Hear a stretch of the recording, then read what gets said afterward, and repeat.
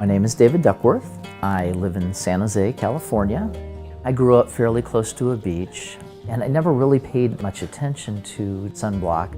So the company that I worked with had a skin cancer screening day where they brought in a doctor from Stanford Hospital, a dermatologist. So my wife and I took advantage of that. Mr. Duckworth fits neatly into the category of middle-aged men who have a history of just chronic sun exposure, who otherwise really don't think of themselves as being at high risk for skin cancer. And so I wasn't too surprised to find this lesion on his chest, which to me looked very much like a basal cell cancer.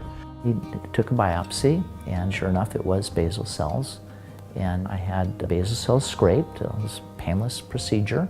Fortunately, it was a basal cell cancer, the most common and treatable kind of skin cancer. You were able to address that quite nicely for him. About a week after I initially saw him, he was completely clear of that cancer. But he is at about a 50% risk for developing another basal cell cancer over the course of his life. And so what I spent most of the visit talking to Mr. Duckworth about was the value of now protection. There's a fantastic randomized control study that showed that if you use sunscreen on a daily basis, that can reduce the risk of melanoma by 50%. That is a remarkable way to easily decrease the risk of developing that form of skin cancer, which is the more deadly form of skin cancer. There's a great value to early detection of skin cancers, especially melanoma. We know that the longer melanoma has been on the skin, the deeper it's likely to go and the greater chance it has of spreading to other organs.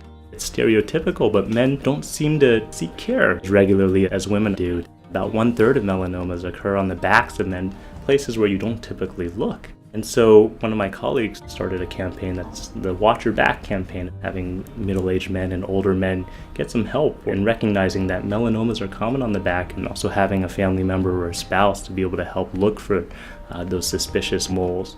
It was really important for me to actually realize that this is something you just need to do. Just like you need to go to the dentist, you need to have a checkup on your skin. I have a family, I want to live a long time, see my kids grow up and have kids, and taking care of your skin will be one of those things that will add to my list of things I need to think about every day.